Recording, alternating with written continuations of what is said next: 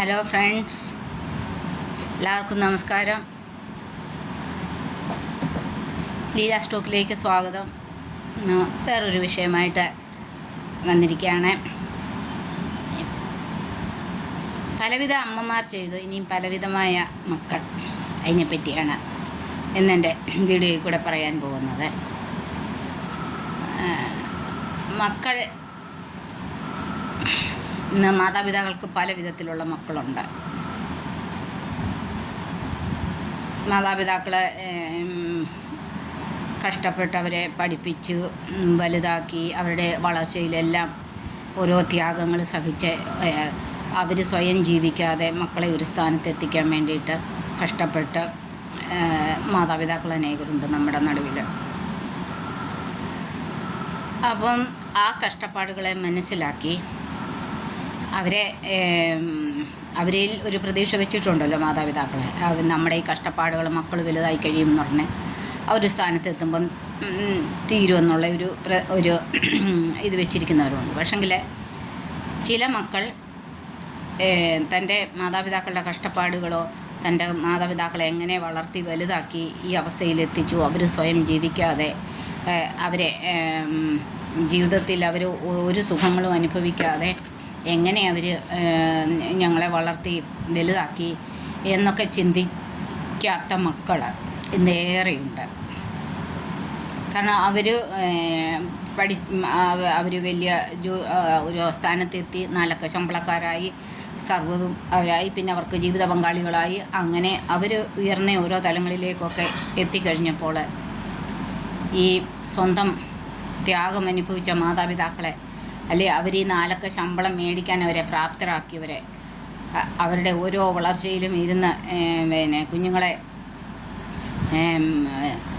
പല വിധത്തിലുള്ള അമ്മമാരും അച്ഛന്മാരും പല വിധത്തിൽ കുഞ്ഞുങ്ങളെ ദ്രോഹിക്കുകയും കുഞ്ഞുങ്ങളെ കൊല്ലുകയും ഒക്കെ ചെയ്യുന്നിടത്ത് പൊന്നെ പൊടിയെന്നെല്ലാം പറഞ്ഞ് മക്കൾക്കൊരു ബുദ്ധിമുട്ടും വരാതെ അപ്പനും അമ്മയും ഒക്കെ ജോലി ചെയ്ത്, അമ്മമാർ വിദേശത്തും അങ്ങനെ അപ്പന്മാരും വിദേശത്തും ഒക്കെ ജോലി ചെയ്തെടുത്തും മക്കളെ ഒരു കരക്കെത്തിച്ച മാതാപിതാക്കൾ അനേകരുണ്ട്.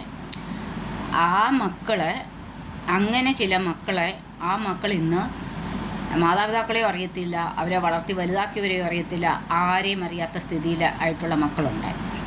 അവർക്ക് ഒരു കൂട്ടുപങ്കാളിയും കൂടെ ഒക്കെ ആയി കഴിഞ്ഞപ്പോൾ പിന്നെ മാതാപിതാക്കളെ അറിയണ്ട, അവർ സഹിച്ച യാതനകൾ അറിയത്തില്ല, അവർക്ക് ഈവൻ മെഡിസിന് പോലും അവർക്ക് പൈസ കൊടുക്കണോ, അല്ലെങ്കിൽ ഒരു ഫോൺ കോൾ പോലും ചെയ്യാത്ത അനേക മക്കൾ ഇന്നുണ്ട്.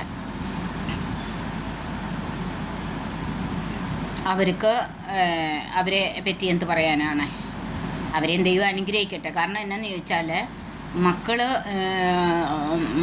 മക്കളെ നമുക്ക് കിട്ടുമ്പോൾ തൊട്ടോ അവരുടെ ആയുസ്സിനും ആരോഗ്യത്തിനും അവരെ ഒരു നല്ല സ്ഥാനത്ത് എത്തിക്കാനും ഒക്കെ കഷ്ടപ്പെടുന്ന മാതാപിതാക്കളുണ്ട്. പ്രത്യേകിച്ച് അമ്മമാരെ എപ്പോഴും പ്രാർത്ഥനയും പല വിധത്തിലുള്ള ഉപവാസങ്ങളും കാര്യങ്ങളും നൊയമ്പുകളും ഒക്കെ നോക്കി മക്കൾക്ക് വേണ്ടിയിട്ടൊക്കെ ഇരിക്കുന്ന അമ്മമാരാണത് കൂടുതലും ചെയ്യുന്നത്. മക്കൾക്ക് വേണ്ടിയിട്ട് ഏറ്റവും അധികം കൂടുതൽ പ്രാർത്ഥിക്കുന്നത് അമ്മമാരാണ്. ഏറ്റവും കൂടുതൽ കണ്ണുനീരോടിരുന്ന് പ്രാർത്ഥിക്കുന്നത്, ഏറ്റവും കൂടുതൽ അവർക്ക് വേണ്ടിയിട്ട് നൊയമ്പ് നോക്കുന്ന എല്ലാം അമ്മമാരാണ്. ആ കാര്യത്തിൽ യാതൊരു സംശയവുമില്ല. ഞാനും അങ്ങനെയുള്ള ഒരു അമ്മയാണ്. അപ്പം അച്ഛന്മാർ ചെയ്യുന്നില്ലെന്നല്ല, പക്ഷേ അച്ഛന്മാരിപ്പോൾ എവിടെയാണെന്ന് പറഞ്ഞപ്പോൾ അമ്പലത്തിലാണെന്ന് പറഞ്ഞാലും പള്ളികളിലാണെന്ന് പറഞ്ഞാലും അല്ലേ, അങ്ങനെയുള്ള ആരാധനാലയങ്ങളിൽ മൊത്തത്തിൽ നോക്കിയാൽ അവിടെയെല്ലാം സ്ത്രീകളാണ് കൂടുതലും ഉള്ളത്. അമ്പലത്തിലായാലും സ്ത്രീകളാണ് ഏറ്റവും കൂടുതൽ വന്ന് അർച്ചന കഴിക്കുകയും മക്കൾക്ക് വേണ്ടിയിട്ടും എല്ലാം കെട്ടിയതിന് വേണ്ടിയിട്ടും എല്ലാം പ്രാർത്ഥിക്കുകയും എടുക്കുകയൊക്കെ ചെയ്യുന്നത്. അതുപോലൊക്കെ തന്നെയാണ് പള്ളികളിലും സ്ത്രീകളാണ് അമ്മമാരാണ് വന്ന് മക്കൾക്ക് വേണ്ടിയിട്ട് കരഞ്ഞു വിളിക്കുകയും പ്രാർത്ഥിക്കുകയും പിന്നെ ഭർത്താവിനും മക്കൾക്ക് വേണ്ടിയിട്ട് കരയുകയും അവർക്ക് വേണ്ടിയിട്ട് ഇടിവിലിരുന്ന് പ്രാർത്ഥിക്കുകയും എടുക്കുകയും ചെയ്യുന്ന എല്ലാം അമ്മമാർ തന്നെയാണ്. അത് യാതൊരു സംശയവുമില്ല. എവിടെ ഒരു കൺവെൻഷൻ കണ്ടാലും, എവിടെ ഒരു ആരാധനയായിട്ടുള്ള ഇത് കണ്ടാലും അവിടെയെല്ലാം കൂടുതലും സ്ത്രീകളാണ് പങ്കെടുക്കുന്നത്. അതുകൊണ്ട് തന്നെ അത് സംശയം കൂടാതെ തന്നെ പറയാൻ പറ്റും. അപ്പം ഇങ്ങനെയൊക്കെ കഷ്ടപ്പെട്ടു ആക്കിയ മക്കളെ, അവർക്ക് വേണ്ടിയിട്ട് പട്ടിണി കിടന്നവർ, അവർക്ക് വേണ്ടിയിട്ട് ഇടിവിലിരുന്ന് ദൈവത്തിനോട് നിരന്തരം പ്രാർത്ഥിച്ച് അവർക്ക് വേണ്ടിയിട്ട് അവരെ ഒരു സ്ഥാനത്ത് എത്തിക്കാൻ യാഗം കഴിച്ചവരെ, ത്യാഗം ചെയ്തവരെ, സ്വയം ജീവിക്കാതെ അവരുടെ ആവശ്യങ്ങൾ വേണ്ടിയിട്ട് ഒരു നല്ല വിലയുള്ള വസ്ത്രം പോലും ഇടാതെ നല്ലൊരു ഫോണൊന്നും കയ്യിൽ പിടിക്കാതെ മക്കൾക്ക് ഇതെല്ലാം ഉണ്ടാക്കി കൊടുത്ത മാതാപിതാക്കൾ, എന്നെ ഉൾപ്പെടെയാണ് പറയുന്നത്, ഞാനും അങ്ങനെയുള്ള ഒരു മാതാവാണ്, എന്നെ ഉൾപ്പെടെയാണ് ഞാൻ പറയുന്നത്. ഇന്ന് അങ്ങനെയുള്ള മാതാപിതാക്കളെ ഈ മക്കൾ അറിയുന്നില്ല, വന്ന മരുമക്കൾ അറിയുന്നില്ല, ആരും അറിയുന്നില്ല.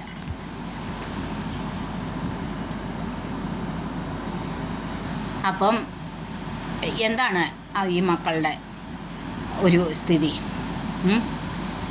അപ്പനും അമ്മയും ജീവിച്ചിരിപ്പുണ്ടോ, മാതാപിതാക്കൾ ജീവിച്ചിരിപ്പുണ്ടോ, അല്ലെങ്കിൽ അവർക്ക് എന്തെങ്കിലും ആവശ്യമുണ്ടോ എന്നൊരു ഫോൺ കോളിന് പോലും ഉപകാരമില്ലാത്ത മക്കളുണ്ട്. അപ്പോൾ അങ്ങനെയുള്ള മക്കൾ, അവരെ എന്ത് പറയാനാ, അവരുടെ മക്കൾ അവരോട് അങ്ങനെ ചെയ്യാതിരിക്കട്ടെ എന്ന് മാത്രം നമുക്ക് പ്രാർത്ഥിക്കാനേ പറ്റത്തുള്ളൂ. പിന്നെ അവരെ പറ്റി ശപിക്കാനോ അവർക്ക് ശാപവാക്കുകൾ പറയാനോ എടുക്കാനോ ഒന്നും ചില അമ്മമാർക്ക്, എന്നെ പോലുള്ള അമ്മമാർക്കൊന്നും പറ്റത്തില്ല. കാരണം എന്നാന്ന് ചോദിച്ചാൽ അവർക്ക് അവരുടെ നന്മയ്ക്കും അവരുടെ ഉയർച്ചയ്ക്കും അവരുടെ ആരോഗ്യത്തിനും അവരുടെ ദീർഘായുസിനും എല്ലാം വേണ്ടിയിട്ട് പ്രാർത്ഥിച്ചിട്ടുള്ള ആ നാവുകൾ കൊണ്ട് അവരെ ശപിക്കാൻ മനസ്സ് വരത്തില്ല. ചെയ്യുന്നവരുണ്ട്, ഇല്ല എന്നല്ല ഞാൻ പറയുന്നത്, ചെയ്യുന്നവരുണ്ട്, ഹൃദയം നൊന്ത് ചെയ്യുന്നവരുണ്ട്, ഇല്ല എന്നല്ല ഞാൻ പറയുന്നത്. പക്ഷേ മുക്കാലും ഭൂരിഭാഗം അമ്മമാരും അങ്ങനെ ചെയ്യാറില്ല. പിന്നെ അങ്ങനെ ഒരു കൂട്ടം മക്കൾ, പിന്നെ ഒരു കൂട്ടം മക്കളുള്ളത്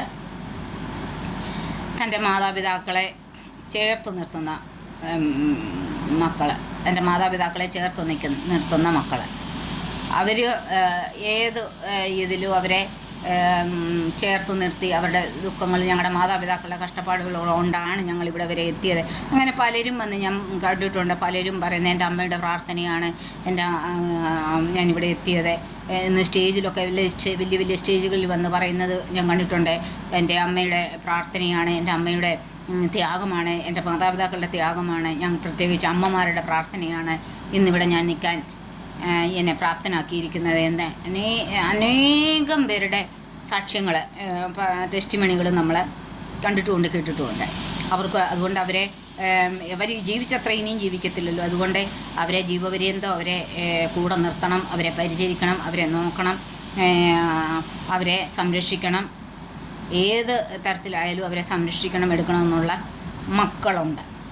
അതിൻ്റെ കൂടെ തന്നെ അവർക്ക് കൂട്ടായിട്ട് നിൽക്കുന്ന മരുമക്കളുമുണ്ട്. പിന്നെ അവരെയും ദൈവം അനുഗ്രഹിക്കട്ടെ. പിന്നെ ഒരു കൂട്ടം മക്കളുണ്ട്, ഒരു ഉത്തരവാദിത്വമില്ലാതെ ആരുമിടും മാതാപിതാക്കളെന്നല്ല, അവരുടെ ബന്ധക്കാരെന്നല്ല, ആരോടും തന്നെ യാതൊരു കോണ്ടാക്റ്റും ഇല്ലാതെ കെട്ടിയവളെ മാത്രമേ അറിയുന്ന കുറേ മക്കളുണ്ട്. അവരുടെയൊക്കെ ഒരു ഇതെന്ന് പറഞ്ഞാൽ അവരൊക്കെ മാതാപിതാക്കളെ കൊണ്ടുവന്ന് ഒരു ദാക്ഷിണ്യമില്ലാതെ വൃദ്ധഭവനങ്ങളിൽ അനാഥ മന്ദിരങ്ങളിൽ നടക്കൊക്കെ ഇരുത്തിയിട്ട് പോകുന്നത്. അവർക്ക് യാതൊരു സങ്കോചവുമില്ല, യാതൊരു ഇതും അവർക്കതിനെ പറ്റിയില്ല. യാതൊരു മനസ്സിന് യാതൊരു ചഞ്ചലിപ്പൊന്നും ഇല്ലാതാണ് സ്വന്തം മാതാപിതാക്കളെ കൊണ്ടുവന്ന് കള്ളത്തരങ്ങൾ പറഞ്ഞ് കൊണ്ടുവന്ന് വൃദ്ധഭവനങ്ങളിലും അല്ലാതുള്ള സ്ഥലങ്ങളിലും ഒക്കെ ആക്കുന്നത്. അവരെയും ദൈവം അനുഗ്രഹിക്കട്ടെ. പിന്നെ ഒരു കൂട്ടർ മക്കളുണ്ട്, അവിടെയുമില്ല ഇവിടെയുമില്ല എന്നുള്ള ആ ഒരു സ്ഥിതി നിൽക്കുന്ന മക്കളുണ്ട്. അപ്പനും അമ്മയോട് ആത്മാർത്ഥതയുണ്ടോ എന്ന് ചോദിച്ചാൽ പറച്ചിലിൽ അവർക്ക് ആത്മാർത്ഥതയുണ്ട്, ഒലിപ്പിക്കും അവരെ, പക്ഷേ പ്രവൃത്തിയിൽ അവർക്കില്ല.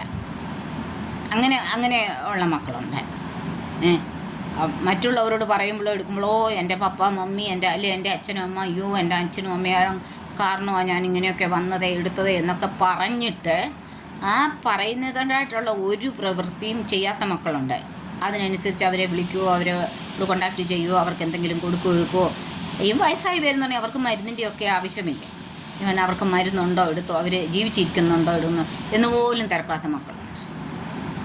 അപ്പം അവരെയും ദൈവം അനുഗ്രഹിക്കട്ടെ. അവർക്കും സന്തതിയൊക്കെ ദൈവം തമ്പുരാൻ കൊടുക്കുമല്ലോ. അവരുടെ സന്തതികൾ തിരിഞ്ഞ് അവരോട് അങ്ങനെ ചെയ്യാതിരിക്കട്ടെ എന്നാണ് നമുക്ക് പറയാനുള്ളത്.